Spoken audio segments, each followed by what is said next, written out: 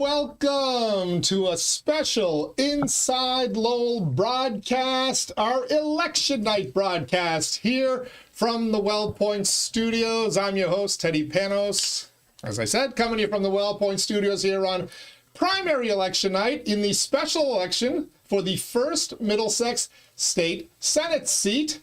Seat belonged to former Senator Ed Kennedy, who passed away, unfortunately, in early October, necessitating this special election today. And in the weeks leading up to today, between mail-in voting and now in-person voting today, voters have been going to the polls in Lowell, in Dracut, in Dunstable, in Pepperell, and in Tyngsborough, casting their ballots. In less than a half hour from now, those polls will close. And we are here to wind down the final moments of voting, and then once the tallying starts, we'll start bringing you the results from the various locations. We've got correspondents fanned out all over the key precincts throughout all the communities that are voting today, and we'll try to get you those results. We will caution you, those results are unofficial.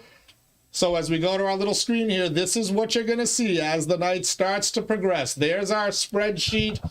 We've got it broken down by city, by town, and on the top left are the total results. But again, we will caution you, just like every single little area there on the spreadsheet tells you, these will be unofficial results until each of the town clerks or the elections directors puts out their unofficial results tonight, which hopefully will be very close to ours if we can get results in from all of the different precincts. Of course, the results don't technically become official until a few days afterwards. There's a whole process that I'm not going to bore you with, but there could be a potential recount. Lord knows we did it in November when we were here on election night. So stay with us for the evening tonight. We welcome everyone to the broadcast. Tell all your friends who are texting you, calling you, asking, do you know what's happening out there on election day? Tell all your friends to tune in here to Inside Lowell on InsideLowell.com or on our YouTube channel. Time to bring in part of our election night coverage team here. You see them across the screen, going left to right. Of course, our Inside Lowell numbers cruncher, Asa Stutz, who's been driving around the district like a madman. Yes, and he gets paid by the mile today. Yeah. So getting turnout figures from the various locations, which he'll be happy to share with us. And then at 8 o'clock, when the polls close, you and I are going to get out of here to be replaced by Gerry Nutter and Marty Lorrey. So Asa, good to have you here, my friend. Good to be here. What do you think? We're going to break records. That's what I said last time. Turnout low? We did not. Yes, for the low. I mean, this is a special election, but I think we're definitely going to break our record today. I think we're going to live down to our expectations of a low turnout. Erin Gendron is the rose between two thorns over here. Erin, former Lowell City Council candidate, turned Inside Lowell political pundit, and prognosticator extraordinaire on a municipal election night when you called a really close city council district race there. Let's see if you got the magic touch again tonight, Ms. Gendron. I brought my numbers with me. You did. All right, excellent. Welcome. Good to have you here. Thank you. Thanks for having me. I see that you went out and voted. I did. Did you vote, Mr. Leary? No, sir. No. You don't live in the. I don't live in L-Town anymore. No. Neither do I. But it's great to be in L-Town. It's very exciting today. Very exciting. I didn't vote. Asa didn't vote. Erin did vote. Jimmy Leary, former Lowell City Councilor, former Lowell School Committee member, former state rep candidate. A lot of formers there. Former, yeah. And now alumni. I like the alumni. Lowell City Council School Committee alumni. Good to have you here as well. Thank you. Thank you. I really appreciate it. It'll be a lot of fun. As we mentioned, Gerry Nutter and Marty Lorrey will step in the 8 o'clock hour, and Asa and I will go out and start getting the numbers. It's been, well, I'll throw this out there. It's been an eventful day, as every election day is for us who are political junkies and us here at Inside Lowell. It's been an incredibly uneventful day, though, depending on the polling locations you're at, except maybe in Pepperell, of all places. Yeah, Pepperell showed up, but there is no buzz. In our defense, it's really cold. It's a special election. It's cold, just pretty much a Democratic primary. You're not going to get a big result, but there is no buzz out there. Hey, there's a cliffhanger, though. If you get over three, like you're saying earlier, 300 votes come in for the Republican side. Then you're going to see whether Sam Meas actually is a Republican candidate, That's which right. I think is like bizarrely actually interesting. I watched him It'll be get a vote, interesting. just so you know. When I was Whoa, I was whoa, on Did you Pepperell. really? Undercover I or like introduced myself, and Sam Meas was out in the parking lot. And a guy $2.99 to walked go? out and said, "Hey, I wrote your name." And I was like, "Oh, there's the vote. $2.99 to go." $2.99. Yeah, so we should point out that on our spreadsheet here, we've got GOP write-in votes, which we should be able to tabulate because the machines at all the polling locations, once the polls close and they spit out, the poll wardens or whatever press a button and the machines spill out a piece of paper that says, Vanna Howard votes, Rodney Elliott votes, whatever order they're in, and then it will say write-in votes on the Republican side. So we will know how many write-in votes are out there. What we won't know is, are they all for Sam Meas, or is Mickey Mouse going to get his You never know. traditional You never know. Right. of votes? Will Jim Lyons, Donald Trump, whoever get some votes? But it's safe to assume. Potential cliffhanger for tomorrow. Potential, yeah. Potentially, but Yeah. is it safe to assume that if we get a number well over 300, that we can say, all right, people didn't just go pick a Republican ballot and to write in Mickey Mouse? They probably did it for Sam Meas. Am I being presumptuous?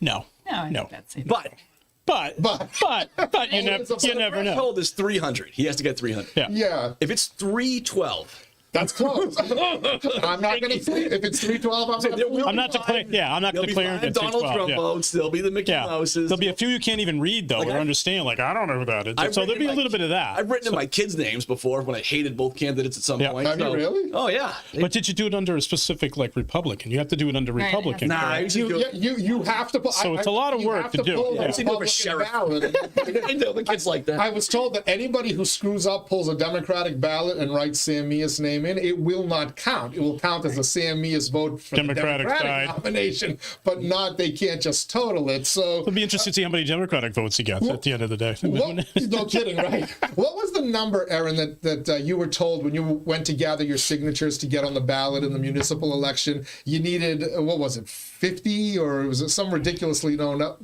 Whatever the number was, they told you strive to get You a try to certain get percentage 200. above. Yeah. Right. So they told, so Good you double. needed 150, and they told you to get 200. Is that how it I think worked? so, yeah. Yeah. So I would imagine if I'm Sam Meas, I'm targeting 400, I think that, 375. but there's maybe. more votes for the Senate candidate, though, more than 100 or whatever. What was the number? 50? I think you need 150. Just 150 plain? that just and then went they up. said get 200 or To get a- Yeah. Yeah, it was actually It was like easy 50 to get. for. Yeah. Yeah, but I think Decades. it's for state senate, it's higher than 50. So 300 for state. yeah, so you got to get Was it? Okay. so you got to get 600 then, basically. So So that is the backdrop for tonight's race. What appears to be low turnout. Some of the numbers, Erin, you've got your notes over there, No, I voted at 3 o'clock and I was number 193 and you voted at at the Riley. the Riley School, the Belvedere neighborhood, It the was just the school jackpot letting for out votes though, total. so I think that maybe there were parents like coming in with their kids like as I was leaving. So And 193 in one of the 3 precincts, or did you? It wasn't all 3 precincts no, together. That well, voted I was there. number 193, and Okay. then one of the other precincts was 49, and I couldn't see the one on the other side. Okay, because we did get some updated numbers from about 6:30, right, Asa, from the Riley School, and Yeah, I was in there, and then someone updated us after that. So it looks like they're going to do about 1,000. Barely. barely. Possibly not. Which again, in the Lowell municipal election, that there was what, over 2,000 yeah. who turned out for that one in a crazy race there between Dan Finn and Belinda Duran that went to the recount. Other places where there was very high turnout, the Daly School up in the Highlands, Yep. your old Yep. stomping grounds there. The John Dakota Marcos Candido. Very District close 8 race. Yeah, very close race. They almost got to 1,500 votes Yeah. there. Yep. They're going to be lucky to get to 500 there. Jeez. Would you In say this would you say special election. Pepperell was 650? Pepperell was at like 630. Okay. Wow. So you're Highlands- talking Oh, sorry. Go ahead. Go ahead, go I'm ahead. do some math in my head. So go do ahead. some math in your head. That'll actually take some time, but yet 6:30 in Pepperell. So Pepperell could actually be a large indicator where this race is going to go at the end of the day. Dracut numbers, I think, when I was thinking of this earlier, I think in Dracut was going to really be the decider in my mindset, because I was thinking Belvedere would probably go more for Vanna, potentially, right? Pawtucketville, the Highlands, maybe more for Rodney. The towns, it's so small, it really, what's the factor? But if you had 630 people show up in the Highlands, you said 190, maybe you're reaching 1,000 by the end of the day. That could actually decide the race, who wins Pepperell. It's going to be interesting. All of the Upper Highlands combined, all 4 precincts, had 400 votes at almost 5 o'clock. Which is less than Pepperell. And way low, yes. Yeah. So honestly, this race might come down to Pepperell for Vanna versus Dracut and Rodney. 2 Lowell candidates, and we're Lowell-centric, and it might be that showdown. Could be. So that's the Dracut thing is interesting because Interesting Dracut stuff too. I was chatting with former State Senator Steve Panagiotakis, who used to hold that seat, and he told me, he goes, what you have to do when you're looking at the numbers is kind of consider Dracut to be a neighborhood of Lowell, and that his thought was, will Dracut get enough numbers to offset what the Belvedere numbers are? That's exactly, because it's thought that Vanna Howard will be strong in Belvedere. That's the district she represents. It's thought that Rodney Elliott will be strong in Dracut. Which one, pulls a big number and can win by a larger amount?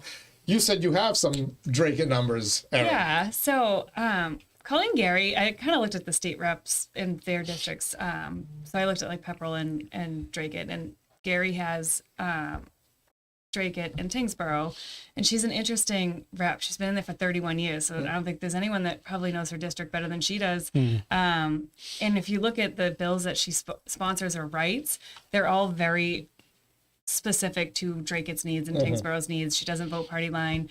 So I think that Dracut has a good split of, they definitely have some good.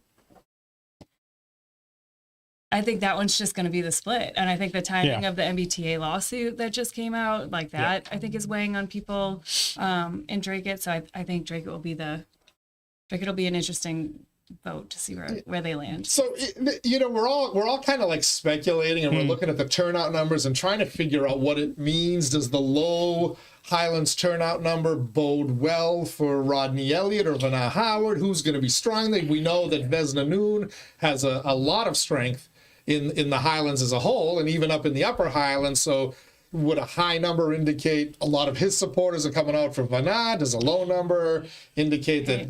I don't know. No. We're just purely guessing. You are guessing, but the numbers in Pepperell that surprises me. That was that much higher than the Highlands, because I thought of Pepperell, and again I could be wrong, but my impression of Pepperell has always been more of a left-leaning type area. Now that's not everybody. Well, who's motivated to show up on a cold day? That's going to be the indicator.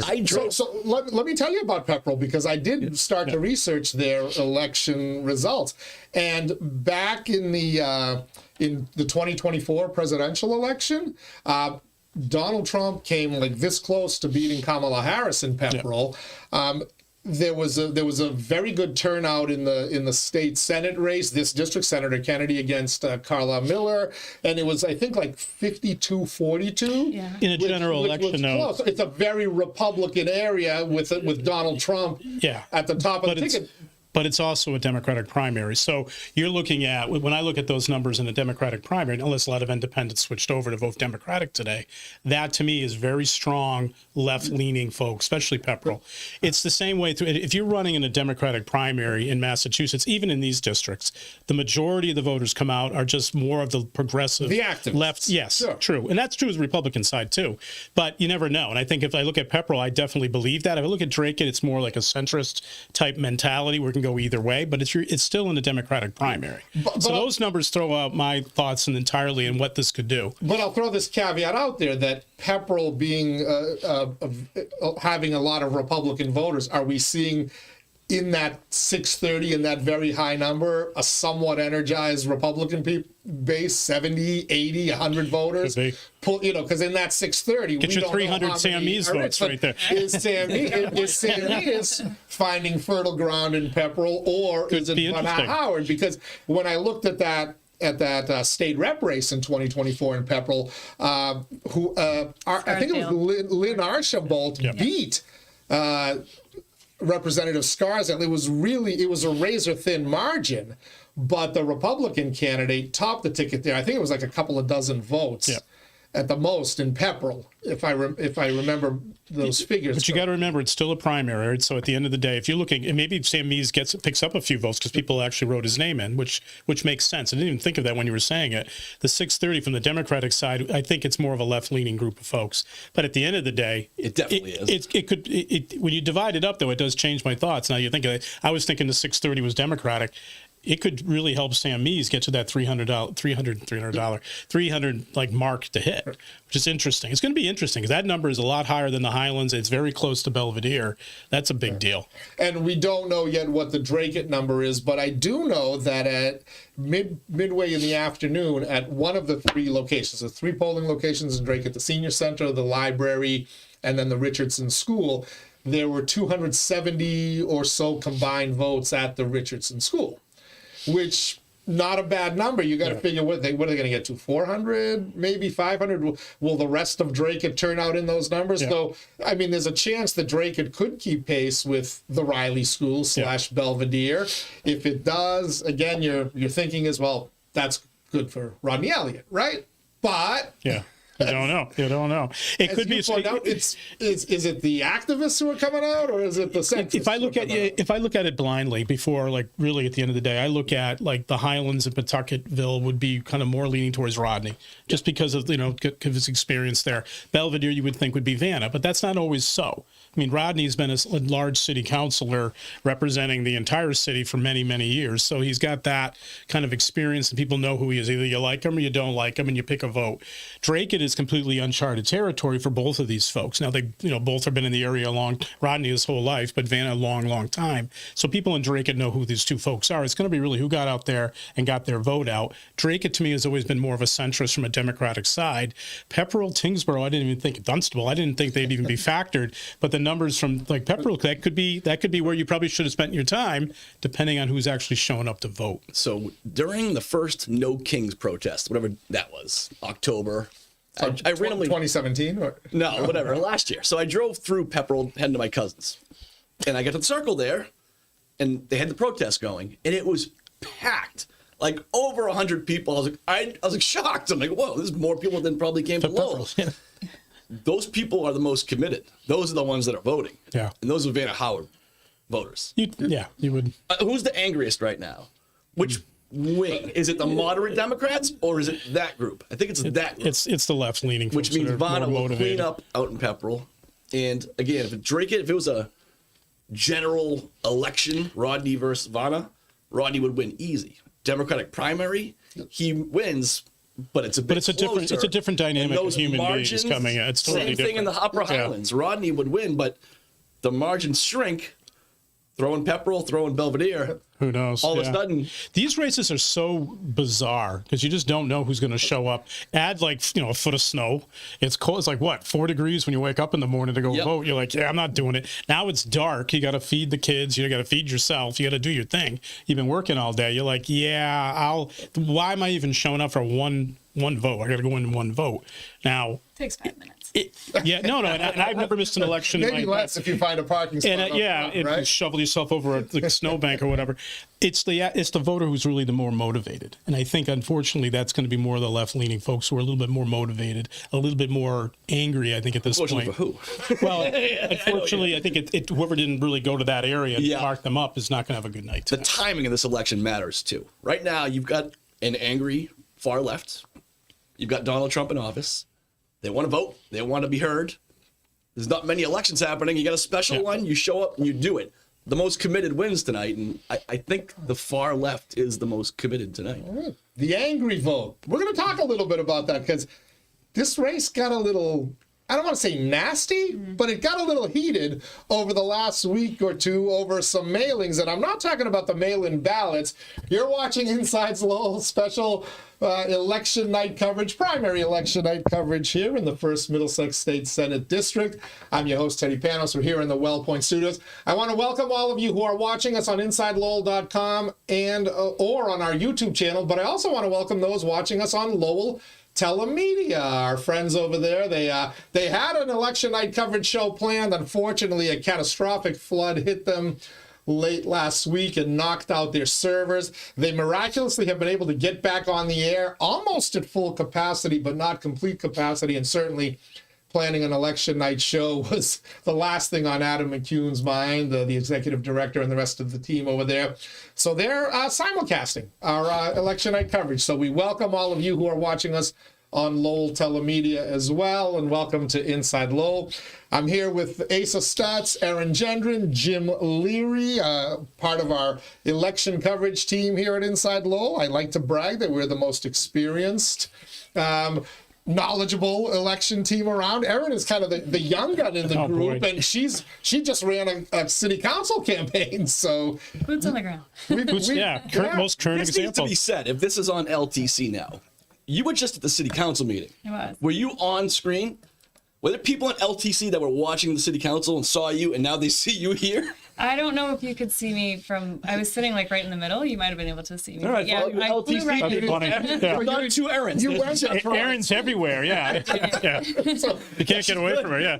and I do understand committed. Yeah. There's commitment right here. that city council meeting tonight also got a little bit heated over a councilor speaking not as a councilor, but going on the other side of the railing. Has that ever been done? Has that ever been done before? It didn't look like it had ever been done. You were there. That's awesome. That's awesome. I didn't get to speak. You took up the. You took up your time. Although you said the best part of it you couldn't see on TV was the faces of the people that they were making. So anyway, so let's talk a little bit about the two issues that may not have affected the turnout here, and the anger and the mailer. The mailer being a couple of mailers that State Rep Elliott's team sent out over the last week about that controversial bill that, depending on who you listen to, wants to just improve public transportation, or if you listen to the other side, wants to take your car away from you and limit how many miles you can drive, or tax the bejesus out of you if you do drive over a certain limit of miles. Again, like everything else in this race, I've heard from some people who said to me, "Oh, that got people fired up in Dracut and Tyngsborough. They're all coming out to support Rodney in this." I've heard from others who are like, The other way that around, pissed off the left and woke them up. Yeah. The lefties saw this. They saw the title of it there. That, you know, I don't think anybody wants to limit the miles you want to drive, but I certainly think they want to tax them if that's how you want to look at it. But either way, again, who got more fired up over that? Will that mailer prove to push Rodney Elliott over the top, or will it prove to backfire in energizing the base and turning the Democrats away? I don't know if it's going to, I think the people who are going to vote already made up their decision when It's they a get that wash, mailer. right? And I think, I used to send mailers out too, and it's different when you have, I can vote for like 9 people or whatever the number is. It changes the dynamic. Mailers kind of keep the candidates feeling comfortable and waste their money at the end of the day. People in a primary know exactly who they're voting for. If you're in a general election, that if you were a Republican candidate trying to tag that on a Democratic candidate or vice versa, could be a big issue for both sides of the base. For this, I think you already know. I think you know who you're going in to vote if you show up. This is a traditional race. You have a centrist Democrat versus a more progressive left-winger. That's what it is. Mailers, flyers, attack ads. Yeah. Like you said, people are already kind of set. You just got to call people up. We were talking about the city council election. Because it gets someone off the couch. That's the only Can you difference. show up and vote? You're like, I don't want to do it. You're like, come on, get here and vote for me because I know you're going to vote for me. That's how this is going to be won. So, Erin, you're the only one of us that received the mailer. I live in Chelmsford. You guys live out of the district. You live in the district. You received that mailer. I didn't get it until very late. I Okay. thought maybe Marty it probably wasn't- delivered The mailer, since Marty Lorrey retired, I'll tell you that much. What was the reaction in your household when the mailer arrived? Well, I watch everything. I listen to everything. So I heard the debates. And so I didn't think they would be a mailer. I thought that the debates were kind of enough. I think Rodney made it very clear his reasons for not voting for that. I think that I know how passionate Vanna is about the environment. The motion that I was going to speak on tonight is a co-sponsored bill of hers that she saw through 3 different reiterations. So I know that she is passionate about the environment. I feel like she could have, if the debate had gone a little bit better, if she had just said, you know what, our environment is worth it, and that's why I signed on to this. Where are you, Mr. EPA man? Thank you for saying that. So that's the big mystery to me as I look at this issue. And I got an angry phone call from Senator Mike Barrett, my senator, last week, trying to convince me that this is not what we're trying to do. And I'm like, listen, it's clear. You didn't propose this and put words like regulate, mandate, compliance. You didn't put them in there unless you want to affect people's behavior. Now, do I think they're going to tell you can only drive 10,000 miles and then we're taking your car away from you? No. Do I think that you get 10,000 miles a year and anything above that, once you go to get your inspection sticker and we know how many extra miles you drove, you're going to pay a tax on that? I think that's what the ultimate goal of this is. But what I can never understand is all these people that are defending the bill. Why don't they just say what you said? Yeah. To us, the environment is that important that we need to get people to drive less. Well, why not just say that instead of saying, oh, no, that's not at all what it's trying to do? Because they know the majority of says mandate. Because, well, one question I want to ask you. Did it change your vote, that mailer? Did it make you, okay. And that's kind of what I was saying earlier. That mailer didn't change anything. Now, to go back to what you were saying about people know it's just another tax, whether you were going to agree about, like, here's why we're doing it. I think this is so important. This is going to it's going to help us to affect what's going on with the environment. Then stand by that. Have some boldness to do that and say, this is why we're considering that. But I'm willing to listen to other options that can have the same effect. We've run out of options, blah, blah, blah. That could be one way of answering it. And the opposite side could be, well, you know what, it's my car, leave it alone, I don't want to pay any more money. You got to be able to convince people with, like, going to them and saying, here's why it's important, just like you said. And if you can do that, then people will trust you. They're like, okay, at least I understand why you want to do that. There's a rationale behind that, not just I'm sneaking around trying to avoid the question because I know it's hard to explain and a lot of people don't want to have more money taken out of their pocket. And I think people like that to hear, like, honestly, hey, here's why I'm taxing it. We really have to have money for whatever. It's tough to feel like defensive like that, though, to like be able to then stand on it when you're in a defensive position at first, then to come back and stand on it and say, but where are you on this issue when it comes to the environment? Like, this is how much I care about it. And then that's hard to flip it. Right. I got it in the middle of that conversation. I got a text. Why are you still lying about the bill? Well, I got that too. I don't know. Has anybody read the bill? No, but it says the word compliance multiple times. It says the word mandate is in the title. Why don't we just say what it's about? Why is that such a bad thing? Well, you should say what the bill's for then. Say, like, you got it wrong, whoever, Mr. Speaker, here's what the bill actually does and articulate your message. And then you can return about face going, well, what are you doing to be innovative about saving the environment? When you have a position when you're voting on something, you should understand what the heck you're voting for. If you co-sponsor it, you should be able to defend it by saying, here's reasons why I'm doing this. And by the way, your position, the way you're stating it, is incorrect. That's not factual. Here's, by the way, is what is factual about it.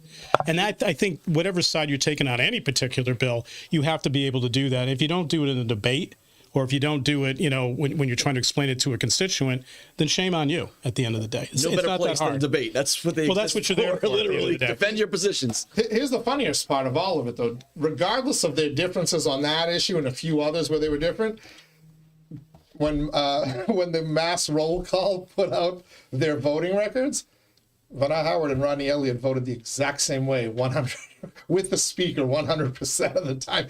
Does anybody think that either one is going to the state Senate and is going to tell Speaker Karen Spilka where to stick it on this bill or any other bill if and when they come up? Not if you want to bring money back to the district.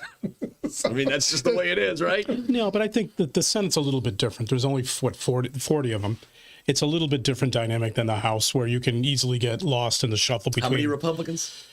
like 3, 2. You're gonna be a standalone, hardcore central. No, but I mean, you can break from different issues if you have a strong opinion, and you should. You're representing, but you go too far to that pool, and now all of a sudden it is different than the House where they could literally like never give you an office or whatever because you didn't go toe the party line. The Senate, you have more really autonomy at the end of the day, and I think either way, whether you're a state rep or a state senator, if your district doesn't believe in something, you should probably, unless you really got a massive conviction for it, go with the way of your district. Hence, Colleen Gerry, as you mentioned, she of all the state representatives is the one who votes with the speaker the least. Yeah. Now, mind you, she's not a complete rebel. 89, 90, yeah. 80.4%, I think, at the time she voted with the speaker.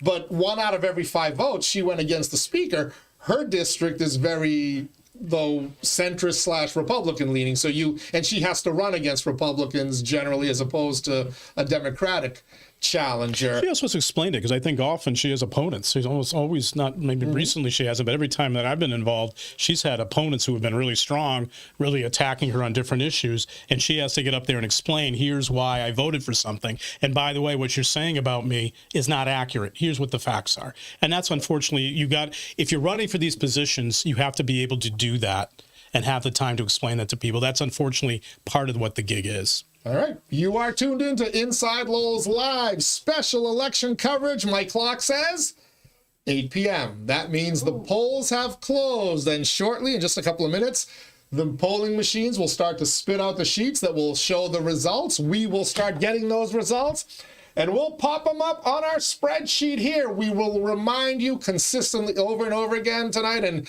as Asa and I step out and Gerry Nutter and Marty Lorrey step in, Jim, Erin, you're in charge of saying these are unofficial results. Hold on. Do not. Unofficial results, and don't move the microphone. Don't move the microphone. We're pound the table. So Marty Lorrey and Gerry Nutter are in the house. You can see them entering the studios here. That means... Before we sign off, I just got a question. Who do you think was the favorite in this race? I went back and forth. I don't think there was one. I think they're both pretty strong candidates, I think. Yeah. I give a slight edge to Rodney the whole time. Slight, real close race. And what I saw today, out being at all these locations and seeing whatever lack of energy there was, I think Vanna could win, and it might not be close.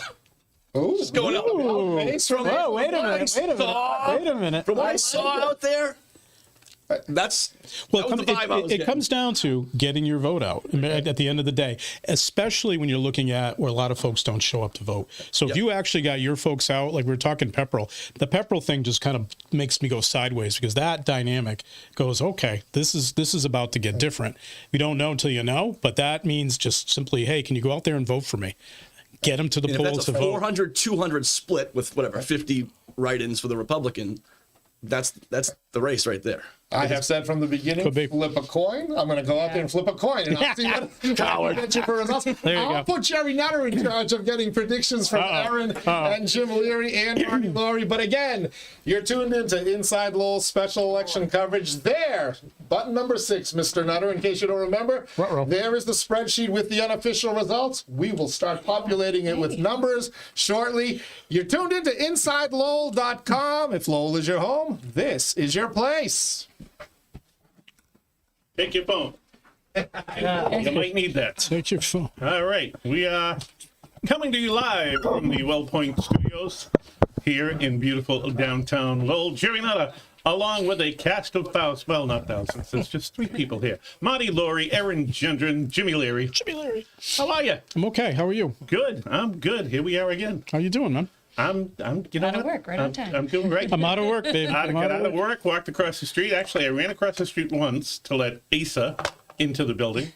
And then I get a text, would you run down and let Erin in? But then Asa decided he would do it instead. Oh, that's very nice. Yeah. Listen, I'll take the steps. I don't mind. And then Marty Lorrey was hanging around the lobby waiting for me when I got here about 7:15, so I was walking around downtown getting my steps in. Can your mailman steps in? I looked at the changes downtown. It's not the same place. No? It was all businesses when I was down here. But hey, but I thought you were right on Pepperell when I saw those numbers. Yeah, that's interesting, huh? What'd she you think of worked that hard. She was out there quite a bit. Well, if you remember, when Eddie Kennedy initially ran for that seat, and that was a good race. There were a lot of people in there. In fact, Billy Martin right. and Rodney. Drinkwater was John Drinkwater. John Drinkwater. Well, that was a big race. Yep. And it wasn't until we got I was doing election results on the radio, and I think you were with me, and we got results about 9:30, 20 minutes to 10 from Pepperell. Yeah. And that put Eddie over the top. Eddie won Pepperell. And that Eddie declared that Gerry Nutter just said I won the race. Eddie was downstairs at the Copper Kettle. Interesting. I was working for Billy Martin in that race. We went out to the Pepperell Parade. It's packed out there. It's huge. And I was talking to some people, but Eddie had gone out there weeks ahead of time. And Eddie was very involved in the Democratic Party, and he had a lot of endorsements before really the others got out there. He had worked that hard early. It's a different race too. You're talking. Everybody thinks of it like even a local election, but it's a primary, and you're talking either side, Republican or Democrat. It's usually the folks that are like really strong, hardcore folks that show up. A lot of people will show up at the general election. This takes it to another level, and then you got the weather. People just like you go out in the cold. You're like, okay, I'm not doing that, or climbing over a snowbank or whatever you're doing. You got to be motivated, and it's the hardcore people, the people that actually show up that do it. If you get the people out. If you can get the person who's going to vote for you out, then you won. Now, That's simple. I had heard that between 3 and 7 tonight that Vanna was running a big phone bank. It's a good thing to do. You know, I mean, if we look at, remember, Candido did that the night of the city council election. Yep. It's interesting. You can do that in November because it's not cold yet. There's no snowbanks around. Yeah. You know, you come in from work on a cold night like tonight. Erin, are they getting you back out to vote if you forgot? Well, I'd already voted. But... No, but I'm saying normally if you were home, if you had forgotten, you're home, you're making dinner or whatever. You're asking us though. We're like weirdos. We would all vote. Yeah, we're like, all of us I would do it. Yeah, I mean, exactly. tunnelling underneath the snowbank. Yeah. I worked elections in other towns, and at 4 o'clock they know who voted. They have the list. Yes. And they would give us door knockers to go out on doors and hang them to remind people. But the phone banks, I know she was doing a lot of them. You know, if she got Pepperell out, and when I left, I voted 3-2 around 6:30, and it was a little line form, and people were coming in. Starting to come in. Yeah. Well, it comes down to that. And I think if you do phone banks or you do like the knockers and you just bundle up and get out there and get your vote out, that's how you do it at the end of the day. It's no rocket science. It's effort. It's actually effort and motivation. Yeah. This whole election is coming down to, based on what we hear for numbers, it's coming down to who was able to get their people out. Right. That's the bottom line. Yeah. It's just that, what are some key indicators that you guys are looking for in some of the precincts around Lowell, Dracut, Pepperell? It's just every town in this district is so different that like, how did Senator Kennedy keep all these people happy? It's hard. I didn't drive around like I've done before, but there were a lot, like Vanna had a lot of people canvassing for her. There was a lot of canvassing. So I think we got 3. So aside from all the mailers, then like 3 people came to the door. My Ring doorbell wasn't working. I'm so sad because I love door knockers. I love to go out and talk. I'm the same way. I know. Like I'll leave over furniture to get to the door. Don't worry. Come knock at my house. It's fine. As long as you're not selling solar, I don't do that. I was surprised Saturday. Excuse me. I was on my way to the health club. It was 12 degrees, 14. And there were probably 8 people holding signs for Rodney. So I kind of put it on Facebook, and I guess they were out in different intersections, Dracut, Lowell. They had a lot of people, and a lot of union guys were out there holding signs. Iron workers, right? Yeah, it was the iron workers. Jeff Thomas told me. He put it on the Facebook page. But it's getting out, you know, people ask me, well, you worked some elections up in New Hampshire, January for the presidential. But, you know, that's first in the nation. It's a People are into that. Yeah. They'll plow their way out. Yeah. And this is just I didn't do any research. When was the last time we had a winter special election? If you know, Special election. I was going to say, call us. Text me 978. Yeah, really. I don't know. That's a good question. 561. When was the last time we had a special election? I got my phone here. I can't. Not in a while, for sure. Oh, Uh-oh. I got some numbers. Here we go. I got. Here we go. Hey, Teddy, I got numbers. They're Okay. all these results are unofficial. Unofficial numbers, That's your job for the whole night, Erin. You got to remind everybody that these numbers are unofficial. Unofficial numbers. Unofficial numbers. Let's see if I can. While you're doing that, like, I don't remember a special election like with snow. Not like this, but I could never geez. remember one that this far back. Because you look at with Steve Panagiotakis, he never left the office. That's right. Donahue, Yeah. she stayed there till the end. Well, before like Pangy, they're like that. All of those were like consecutive, right? There weren't. Yeah. Somebody Yeah. was kind Yeah. enough to give me the numbers. You can't read them. But they, I blew them up. But they don't tell me where they're from. You'll get old and blind someday, Leary. I'm already blind. But I don't know where these numbers. Thank you are for the from. numbers, but we don't know where they are. Thank you. That's awesome. I wish I knew where these were from. It's part of our infrastructure Yeah. here. So I'm gonna wait and hopefully Teddy's gonna come in and tell me too where funny. these numbers are from. Who sent them to you? Then you can figure No, out what I'm not neighborhood. gonna tell you. Well, don't tell. I'm not gonna Here we tell go. you. Sent them to me. Hang I'll on. steal this for a quick second. Asa's out walking the dog or something, or grabbing a smoke. But What key am I hitting? Well, right there, numbers. So the first numbers we got were from Dunstable. This is the full town of Dunstable. Vanna Howard winning Dunstable with 150 votes. Rodney Elliott with 98. There were 64 write-in votes in Dunstable, which I think will make Sam Meas happy when he sees that number.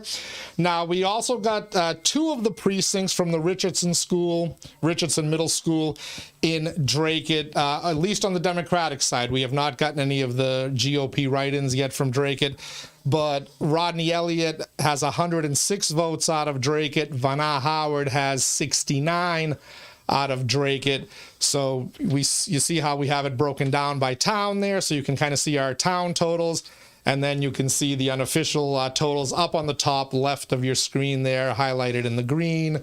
And that's we have a close race so far. We are going to start getting some of the Daly School numbers and some of the Riley School numbers as well. 8-4. Yeah, let's read. I'll go plug them into the machine, and then you can read them so we can update the total. All right. So there we go. We're already up to a. Sam Meas with 64 in Dunstable, and what was the other town? I can't. He's got 64 for two different towns, so he's No, already just one town. one town. Okay, Just 64 from Dunstable. I have. Oh, okay. Yeah, I got it. Oh, it's a total. Okay. Oh, look at that. Dunstable's the only one but I mean 64. None in Dracut though at the Richardson Well, School. they don't know. They didn't report. They didn't report funny. those. I have 8-4 if you want them. Well, we're gonna wait until. Okay. 64. He's on his way. He's on his way. I didn't think he'd have a shot. That's a lot in one little town. Jeez. It shows you the towns come out to vote. Okay, so we get Dunstable and a couple wards in Dracut, and it's. I mean that's interesting that Dracut, 69-106 was pretty close. Oh, look at this. Here we get some. This is going to be close, Jimmy. Yeah, awful close. This is going to be with the numbers that are coming in now. We get some Lowell numbers there. That's probably what you were. Very close. Very close. That's why I said if you wanted them. Look at this. I mean, you're talking about 21 votes, Yeah. right? 21 votes so far I think the Highlands is With the- a wash once they come in with them. with the early numbers. But this is, I think, what we're going to see all night. There's not a lot of votes out there, and this is going to, if this stays close all night, this is going to be a fun night to be here. He looks like Sam Meas. He needs 100 votes, Republican ballots, to get on. 300. 300. He needs 300. He's getting there though. He's getting up there. Well, he's got Yep. 64 so far from Dunstable Yeah. alone, Yeah. and unofficial writing and from that one. He's a buck 20. Well, they're not necessarily his, but Well, I was that's just a gonna good. say, we don't know that they're his, but we assume, Right. they could have written in your Could be name. Mickey Mouse. Never know. Could be Mickey Joe Espinola Donald. doesn't need any. He's right. in. Yeah, Joe's in for March. Joe's in for March. Yep. Yeah, that's a very close so far. So I didn't know what part of Lowell came in that he put up. I don't know if that was the Highlands or if it was This was the Highlands I have here, Yeah. but What he did he didn't take him. He's They're doing putting him 8 right in. now. doing 8 right now. Okay. It impressed me. 8-12. We got the Highlands in 8-4. That's Yeah. No, we're going to get the numbers. He's got some good people out there. We're going to get the numbers rolling in fairly quickly, so we'll have hopefully another nice early night. That's right. Like we did, but we were out of here a little after 9. Jeez, right at 9 we're leaving, man. So get the votes in. Let's go. Hustle up. It's cold. No, did you hear Panos today or on his podcast today? Yeah. We'll stay here all night long. No, If that's no. who's he talking about? No. We're out of here at 9. Good, because I need to get up. I might sleep. And Yeah, be downtown by 5:30 tomorrow morning. Oh God, what are you doing? Jeez, 5:30. I am hosting the morning show on 980 WCAP from God. 6 to 9. Do it from your house. Do it from your house. I don't have that. I don't have that. I don't have that. Call in. Be like, put my phone up to the thing. I don't have that option. I'll be in studio tomorrow morning. God, it's like 2 degrees. Just hey, listen, just It's all good. Marty, give me a microphone. give me a mic. Just show up anywhere. Yeah. God. So Marty, what do you think? So it's awful close. Yeah, I is what Ace was saying. Going into the election, Rodney was everywhere, but I'm familiar with Vanna's backers. Yep. And I know they're doing a lot of calls. I know they're out in specific towns, Pepperell. I know they're in Belvedere, Upper Highlands. Vesna does very well up there. So, I just figured it's going to be a close election. Yeah. I don't think she can win Dracut and Tyngsborough, but if they don't come out and vote. So Dracut's got to do well for Rodney then at the end of the day. And Tyngsborough. I think Tyngsborough has to do well for Rodney. And Pawtuckville. Pawtuckville has to come. Yeah.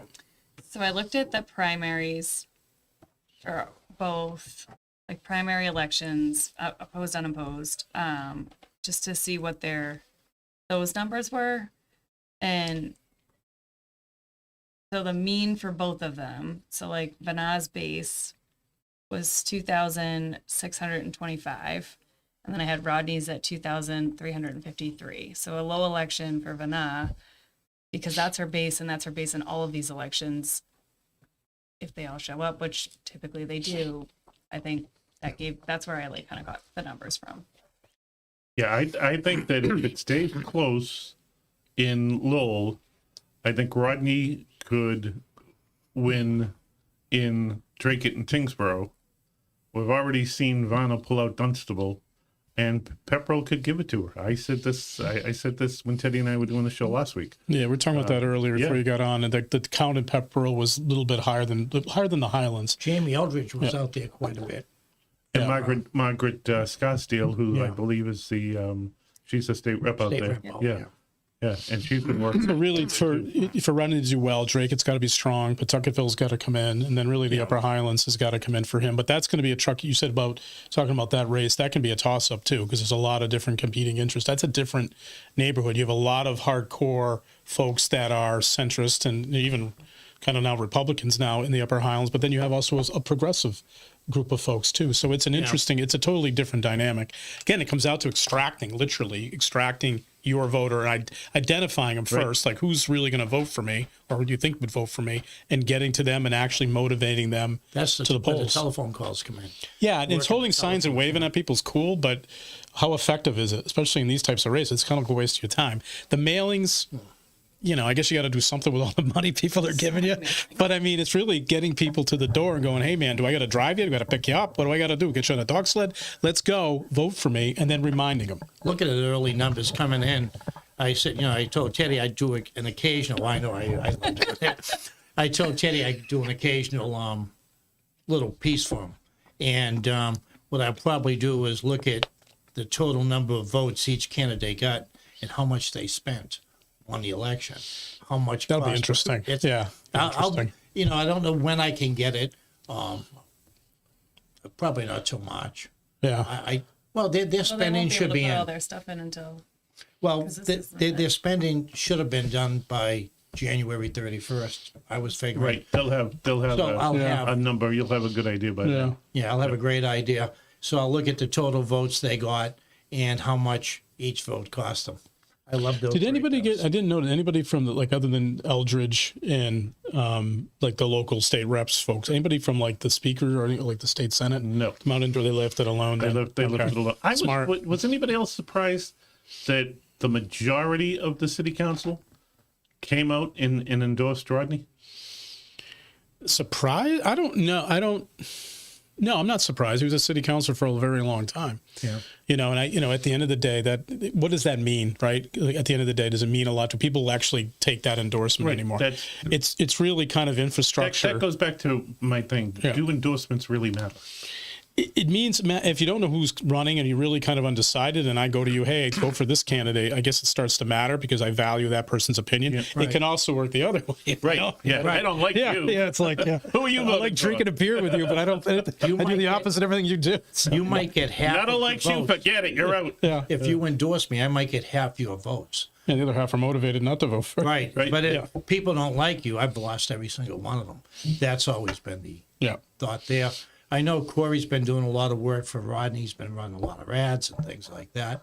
I don't know, but well, Belvedere didn't have really a counselor for a long time, so Yeah, I think this race is still. Belvedere's had, what do you mean Belvedere hasn't had a counselor? since Johnny Leahy left, so there was no No. counselor out there really Oh. for this race.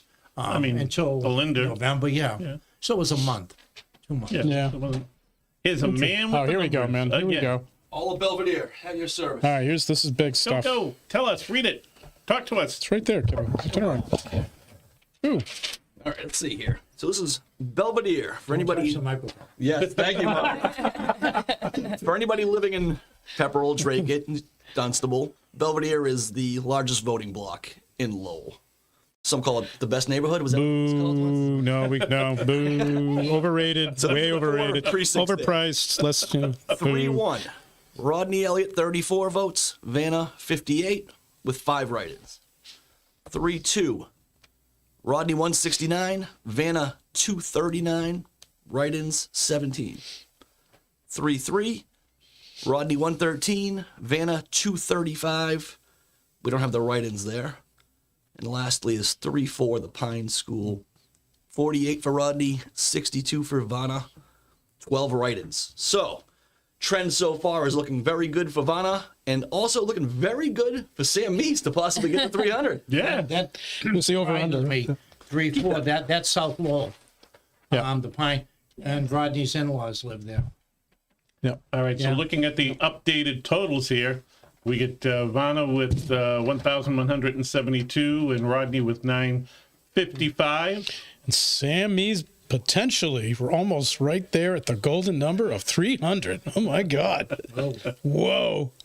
You better save your money, man. You're going to have a Republican in the race potentially. Well, did you hear what Jeff Kuna said last week? No. Jeff Kuna on his show said something to the effect of, the Republican Party has no money. And when Sam was running, I want to run as a Republican because I don't have much That's money. right, that's right, They're going to have to fund me. Guess what, Sam? Yeah. You now have to fund Tax- yourself. Yard sale. Here we go. Somebody When I wants to know, voted- do we know who won yet? No, we don't. When I voted at 6:30, 3-2, there was more people coming in behind me. There was actually maybe 3 or 4 people waiting to get ballots. And I'll tell you, that's a So big Belvedere, win for Vanna. No, he So didn't ever Belvedere go. didn't What's come the in though. Belvedere I was difference? I talking mean, like, Pine School and South Lowell came in. Belvedere doesn't surprise me that That's not Belvedere though. That's the South Lowell and the Pine Street, kind of that Pine. Isn't 3-2? no 3-2. This is That 3-2 is. 3-2 is Belvedere. Where I Yeah. am. Yeah. Oh, I'm sorry. Yeah, this I'm is sorry. Belvedere plus the Pine School. This We're is not- all I'm always Belvedere. thinking 1-1, man. Yeah, All we're right, getting dude. knocked out. Freaking, yeah, I'm old. Look at the gray hair. Look at the gray hair. All right, so- High So school Bel. one is interesting though because even for like Belinda and Dan Finn's race, the Pine School was like split over there. Yep. And it was a higher turnout than what we Yeah. had expected for that small section of South Lowell. So that's interesting. 48-62. I expected Vanna to win Belvedere. Oh God, yeah. I think Yeah. Rodney now Yeah. needs to make So what up we Pawtuckettville. Pawtuckettville in the Highlands. Yeah. Yeah. He needs And a good Dracut. vote, Yeah. Yeah. And Dracut, yeah. Dracut and the Highlands, Pawtuckettville are big for him. And at the end of the day, so Vanna, if Vanna can cut in the Highlands and do well in Pepperell, it could be her night. Yeah. Yeah. At the end of the day. So I mean, the lower Highlands, I think she'll be strong. The Acres she'll be strong. But you know what? Rodney does have some inroads in those neighborhoods as does. well. Not a lot of vote count there, but it all adds up, right? If you're tighter everywhere else. So at the end of the day, if she can have inroads in the Highlands, especially the upper Highlands, she Well, the could take numbers it. I saw, I think the totals were within 2 or 3 votes. Vanna might have won one precinct by 2 or 3, and Rodney might have won one by 2 or 3. It's really close. The man with the numbers is back. Uh-oh. Where are we coming from, brother? We got a half of Pawtucketville update, which is important. Which one, though? Which half? We have Pawtucket Memorial. Okay. So we do not have the McGav yet. So this is 2 of 4. Okay. Rodney Elliott 179 combined between the two. Low Vanna numbers. Howard 142. 31 write-ins. So a win for Rodney in his home turf, but not overwhelming. Not a lot of Still space there. waiting Yeah. on McGav, Yeah. home turf, but Yeah, but the bigger side usually is the Pawtucket Memorial side is the big wing. That area was a bigger count, and that's not a high count for. yeah, he wanted to run that up by more than 100. Yeah, we needed more space there for that one, but I don't. 57 votes. Yeah, no, that's Separate not the enough. two. Not a huge number. Do we know? Do we know the total of mail-in votes that came into Lowell? Oh yeah. Thank you. It was around 200 on Friday. I think they had back, because I had to bring my wife's in. And So mail-in. Did they get the mail-in this? I heard they were going to try to get the mail-in tonight entered in. Did that That's what they actually? usually do. Okay. Yeah. So They do it like during the day. during the day they're bringing them in. Okay. So the updated numbers, according to our running spreadsheet here, 1239 for Vanna, 990 for Rodney. Yeah, I thought when you're looking at like the Pawtucketville vote, that side of it, that's usually the higher end of Pawtucketville, and to kind of keep the space he needed, she did well in that area.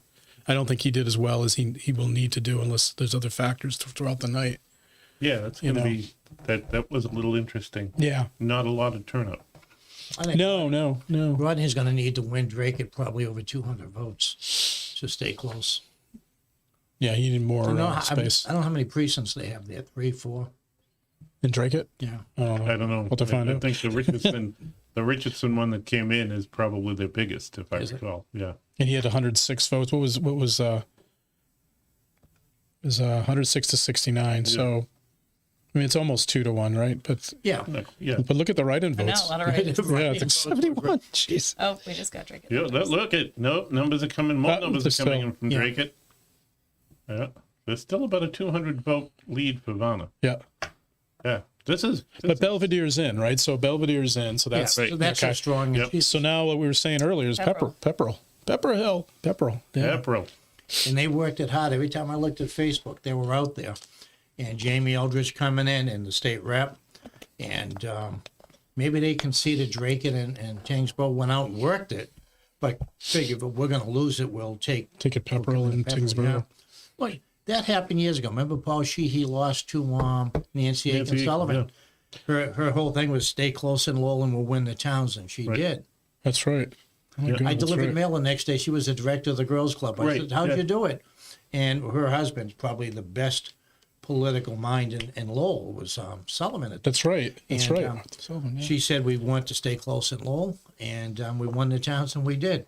Yeah. And, she did- it shocked a lot of people, right? At the end Oh, of the yeah, day, they were absolutely like it did. "Whoa!" Yeah. And her husband was very close with Eddie Kennedy too. And Pangy, right? Eddie, and Pangy. Yeah. But Eddie had a good team. Eddie had a great team.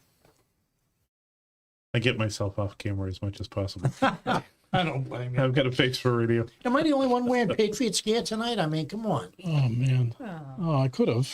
You know. Actually, I ordered a Bad Bunny. You know what? Awesome. That's This is awesome. a bad. One of my coworkers, Colleen That's Gabriel, awesome. was saying the same thing that, you know, It didn't come in. yeah, no, she's waiting for hers too, that it's going to be a Maybe Bad that's Bunny me. You party. gotta wear something. Yeah. It's going to be a Bad Bunny party. And, oh, yeah, there's a football game being played too between, Yeah, you know. yeah, before and after the concert. Aw. Yeah. Uh The oh. man with the numbers is back. The Tyngsborough Middle School. So this is 2 of 4. In Tyngsborough, it's split.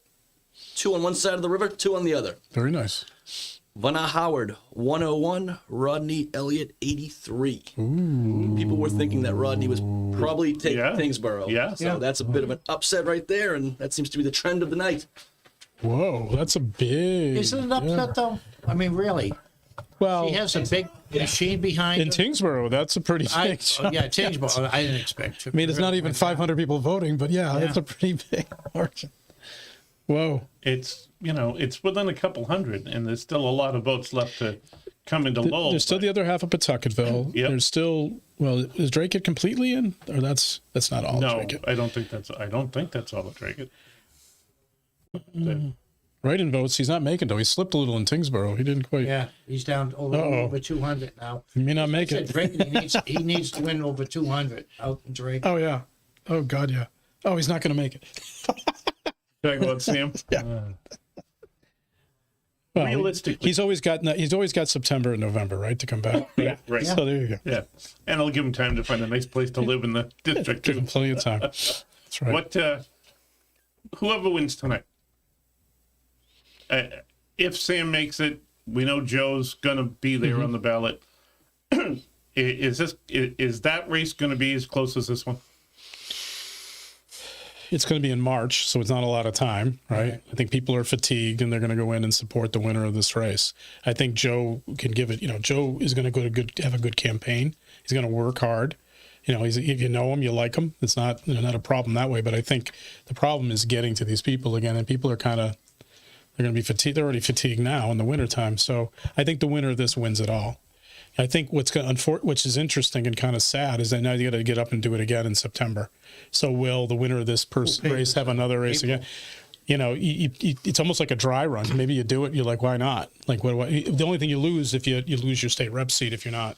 Right. So I can't see the person who isn't victorious tonight challenging in the fall, unless they look at it and go, 200 votes.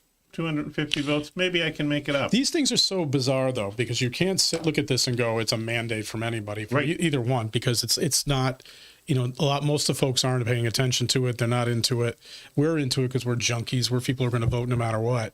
So there's that, but there's also risk. So if you're going to run it and you're elected state rep, you're going to lose that seat. So it's all or nothing at that point in time, right? So it's tough. Vanna's got a great group behind her. She's very close to Vesna. Vesna topped the ticket this year. This group came so close to upsetting Johnny Dakota on the Highlands within 35 votes. No, wait a minute. I think it's a whole separate group. I think that. I don't think so. I don't think so. That socialist is not part of Vanna's I'm not group. saying Vanna, but the people who support Vanna. People will vote I really think so. The groups will vote the same way in this type of an election, Right. And those folks are I trying to pick the right word, but I'll say hardcore, which is not the right way of describing it. But people are motivated. They're very motivated to show up and vote, and they're going to do it no matter if it's raining, snowing, sleeting. They're going to be there to vote. Left in Lowell is really motivated, and I'm not saying Vanna puts her finger on that race in the council or Vesna, but they have the same supporters, and they come out. They work hard. Especially now, you have the president dynamic, right, is going to motivate folks to come out and vote. They're angry, they're upset, they're going to keep doing it, And they want to doing change. it and doing it. And they want to change. Yeah. And whether they think that's, Vanna over another old white guy, hey, Another old white. right, but that's Well, really Rodney's not old. I just want to point that out as a guy in the same age, dynamic so am I. graphic or whatever. He's a year older than me. But I think it is a weird election. And That's the man the called me old over the weekend and get in trouble for it. It's a weird election, and I guess it's kind of like if you're the one who wins it, then you kind of have that advantage because now you're an incumbent. You're going to have that gravitas that comes with it, which is real at the end of the day. But it is a weird election because you just don't know. You have to target your vote. We can keep saying the same thing over and over again. You got to get them out, and you got to get them to pull the trigger and vote your name. Tonight, right after we call the election, people are going to start discussing who's going to run for state rep over in Belvedere. Well, you were saying that earlier today. That's already one person's already decided no matter what. One's right? in. Yeah. Yep. Is he They a actually fireman? both districts have contested either, regardless Okay. of who wins. Right. It's contested Right. race for them. Yeah. Light. Anthony Light. Anthony Light, Anthony Light. who's the president of the firefighters That's right. union. Yeah. Right. He was on with Teddy on Inside Yeah. Lowell yesterday. Yep. And then on in Rodney's district, there's Marina Betts. right, who's Okay. from Chelmsford. Chelmsford. And she's jumped in No matter really what. early. Yeah, Okay. yeah, no matter what. So, Good times in the fall. Bring me back. It'd be a lot of fun. It's a good take. You're right about the national election, Congressman Lynch down in Boston has an opponent. Yeah. He's had an opponent the last couple of years. And I think the Speaker of the House down in Boston has an opponent. The left is really pushing the agenda, and hey, God bless them. They work hard. As I said, if Vanna gets that vote, Vesna, and Marcos got it, and they work hard. Yeah. The irony of it drives the middle of the party, like I'll say it as a Jim Leary or a Rodney Elliott, pushes them to the other side.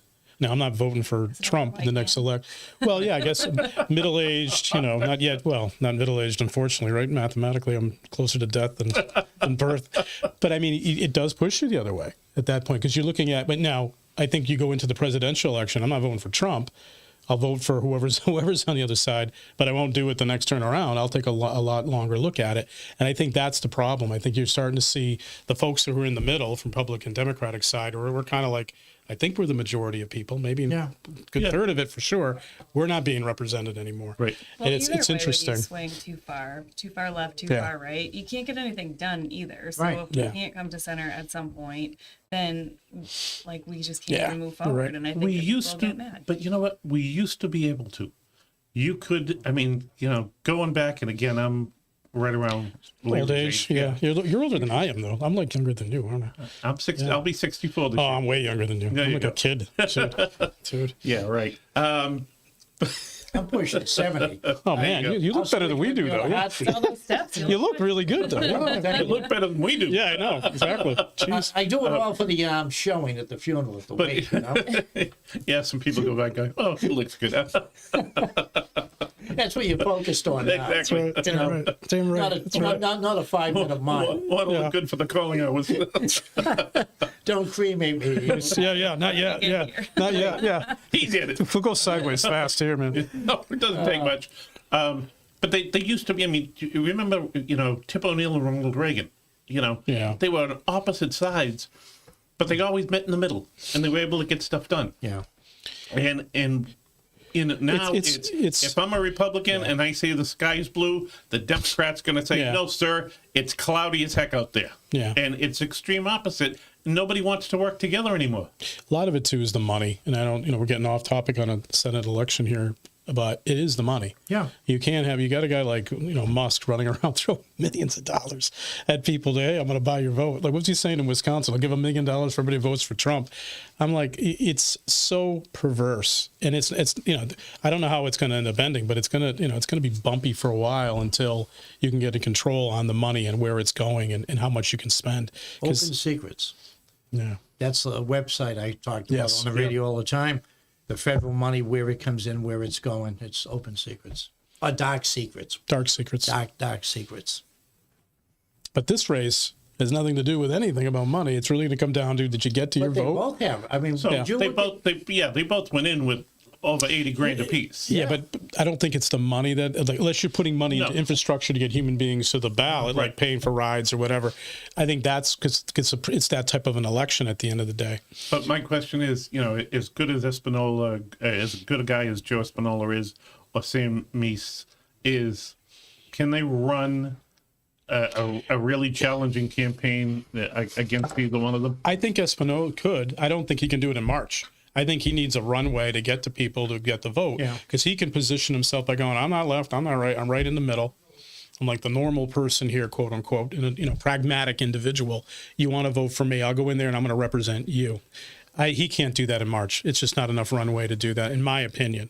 I think Sam, who's a nice guy, no way, he's not going to get elected, no matter. No, I agree with that. Yeah, and Joe can, they voted against the gun bill. I mean, that was a big thing for some people. The gun bill, the ADUs, this whole thing about that wonderful mileage bill.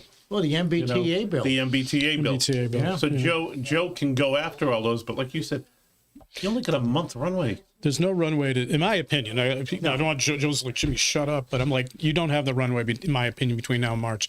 If you do it again in November and you're sitting between a Republican and a Democrat, you can potentially position your place if you have the right effort, the right infrastructure to get your vote out.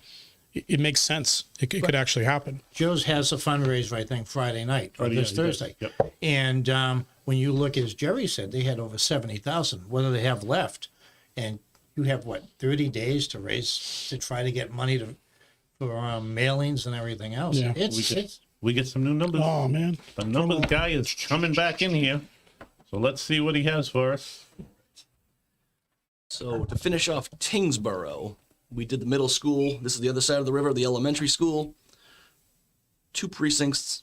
Elliott with a total of 47 votes, and Vanna Howard with 118. And now this is Dracut, a big one for Rodney Elliott. We've got 7 precincts in. We know there's at least 8. We're waiting on the senior center, whatever happens there, 1 or 2 precincts.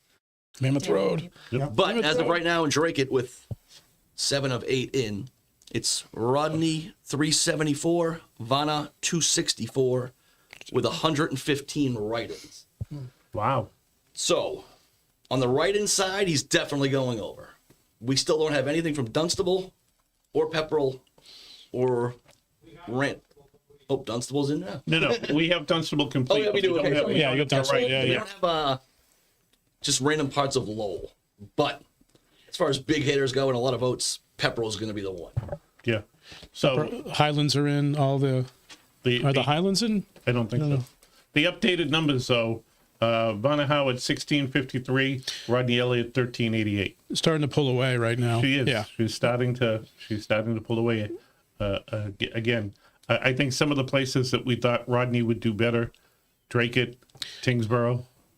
I think Pawtucketville. We haven't seen the Highlands yet to see how that came out. Pawtucketville, when you looked at Pawtucketville Memorial, the vote wasn't. The gap was not as wide as I thought it would be. Right. I thought it'd be far. much higher. Yeah. You know, you got to be careful too. I remember election night, Laurie Trahan won the seat, but during the primaries, she had like a 900 vote lead, Gerry, if you remember, over Dan Cole. That's right. The only thing out was the South. Yeah. And there was no reason for him to do well. Yeah. We were saying, just call the race. Just call the race. They wouldn't. We were talking to Jimmy Moriarty. And it came down. It was a recount, Yeah. that race. And congratulations, Laurie's great. But, and he's running again for Seth Moulton's seat. No way. That's interesting. Yeah, he's going to run for Seth Moulton. There's about 8 people. He actually lives in that district, right? That's Yeah. Kind of, Yeah, he does. Yeah, he does. He's still in Andover. He's moved. He's moved. So I mean, right now there's still, looking at the numbers. If my math is right, and that's always questionable at this time of night, and doing it without wearing my glasses, but it's still like about a 300 vote difference, under 300 votes. Yeah. So it's not an insurmountable lead. no, it's not insurmountable, but it's definitely. I'd rather be.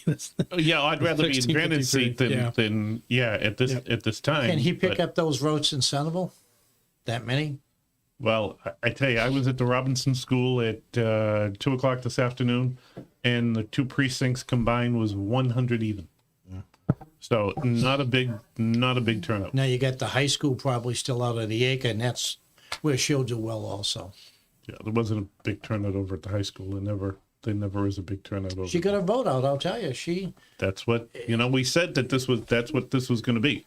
Like This I was said, going to be getting your vote out. that voter always comes out in Lowell. They come out for Vesna, they came out for Marcos, and they're coming out for Vanna tonight.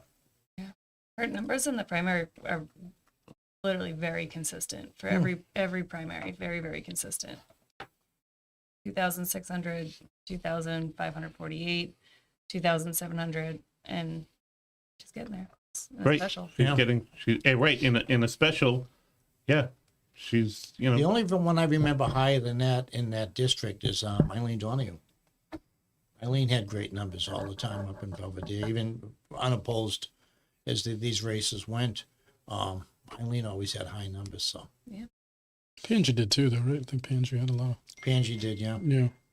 Now, what happens next? So if Vanna wins in March, if I'm correct, is there a special election for the state rep seat, or do they fill the state rep seat, or does that stay vacant until Less than a November? year. Right. I believe it stays vacant. Yeah, it I stays believe vacant. it does. I'm not positive. Somebody can tell me if I'm wrong.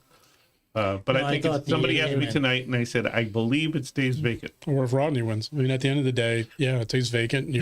And you're off and running in September and the primary in November. Right, yeah. You have the primary in September. And that was the speculation, besides the candidate from Chelmsford, who would run if Rodney won? Who would run from Centerville, Pawtucketville? Because no names pop out that, I don't think Danny Rourke, I don't think Corey Robinson, I don't think Eileen Del Rossi. I don't think any of those people are going to run for. Might be a newcomer. There's going to be some newcomers that are going to try. You never know. Like people come out. It'd be nice to see some younger people. It really would. I mean, it'd be interesting just to see a race that Didn't have a Justin good debate. Ford run? I feel like his name comes up a lot on my Facebook. Justin Ford. He ran against Justin over there. No, Justin ran against Sakari Chow a couple times. Yeah. Justin, wrong. No, but you might have some other folks thinking about some of the younger folks running. Remember Tommy Golden when he ran? He was running right out of university, right? When Tommy ran for after John Cox stepped down, and he was facing Regina, Bernie Lemoyne. Bernie Lemoyne was like Bernie was a counselor. Yeah. So I mean, you could have some folks coming in that are people that the neighborhoods know that maybe the pundits don't know yet that may have an interest in doing it. And Danny Rourke would have a say if it was in Pawtucketville, because Danny won't run. I don't see him running. So I'm being told that it is up to the Speaker of the House, and a vacancy that already exists is not being filled. So chances are it won't be. It would to not know. be. Yep. well, thank you. Thank you, Texter. That's what we were talking about earlier. Yeah. It's the speaker. Yeah, it's the Speaker. So I don't think it would be filled. What? They're going into a summer session soon. and- Well, they're going into budget session. yeah. That's always a big thing. The governor released her budget last week. Dead on arrival. Yes. Well, I mean, it always gets tweaked every year, but I mean, her early numbers, it's good for the schools. A lot of the Chapter 70, the final Yeah, funding. usually they take for that as the education baseline for the- reform. yeah. That's gonna come. The unrestricted local aid went up a little bit, not much, but a little bit. Yeah. But it's You know what would be interesting with the governor's race like that. Now, obviously, we know the Democratic candidate will be, but how are the Republicans doing there's right now? three different. Are They they? don't have any money. They have no There's doubt. three. Well, one of them doesn't need it. One of them doesn't is need it. no. One of them. Minolta? What's his name? Is it Minolta? Yeah, something like that. He's self-funding. Yeah. He's a billionaire, Yeah. and so Maybe more of that. Short Sleeve's Yeah. getting a ton of endorsements. I predicted Maura's not going to run. And yeah, and you were wrong. I don't know about that. She's announced I that she's think running. I think she might pull out before this is over. Do you? Why? Who? I do. Really? Maura Healy, yeah. Yeah, You're there's strong in Oh, your look at you! conviction. Look at interesting. how many people, she had a cabinet. Could be breaking news. How many here. This is- people left that cabinet? 7, 8? I mean, it was historical. She just got rid of the transportation person was out. Jeez. I mean, that was that whole But she, debaticle on the rest areas where. and then one of her aides got arrested with a gun and drugs out in Springfield. That's right. And that one, someone on the Epstein list is saying, I worked on Maura's campaign. I looked at the I saw name. I that didn't. somebody's husband or something. I saw Yeah. that. Oh, for Attorney General, right, or Crazy. something? Yeah. Yeah. It was crazy. But Start vetting your supporters now. Haven't seen your name come out yet, No, Jimmy. no. It's that's going to be interesting. That you saying that Why actually would- surprises me now, a little she- bit. like, That's if- actually interesting. she's had a lot of bumps in the road. Huge bumps, yeah. The Democrats, the Republicans are broke, but they get 3 strong candidates who can attack her. And you have the best Democrat, in my opinion, candidate is Lieutenant Governor. Yeah. She turned around Chelsea. She turned around Salem. She's fantastic, and she's in the background. And I tell you, Joe Interesting. Battenfield for the Herald did a hit piece on her about 2 weeks ago. So he might have been thinking what you were thinking, because he came out and basically said she's been a do-nothing lieutenant governor. But they all are, for And- God's They all sake. are. That's- You really can't do Yeah, it. but I mean, Interesting. he went right after her, and I'm thinking, what's he going after her for? But for her, that's a good thing because I remember working yeah. for the, You know what? She's kind of followed what Karen Polito used to do. Yeah. She has gone out to just about every community. I mean, she's up in Lowell just as often as Karen used to be, I think. that's a good thing. Yeah, it is a good thing. It's a very good thing. But that's so I was surprised with the hit piece. And anybody, by the way, who would donate enough money and wear that ugly sweater that we auctioned off at the Radiothon, and somebody gave $5,000 and said they would double their donation if she would wear it to a governor's council meeting. She wore it. And she's going to wear it if she hasn't yet, because our friend Patty Kerwin, Patty delivered it down to the State House to the Lieutenant Governor. So funny. is there a meeting the night before Thanksgiving? Yeah, maybe. Too funny. Yeah. So So you're thinking that changes the whole dynamic then, now yeah. she's already announced. So She announced, but so did Joe Biden. And the year before, I said Biden wouldn't be the nominee. how well did that work out for them? I worked, I remember working for her for Attorney General. Very confident, very smooth.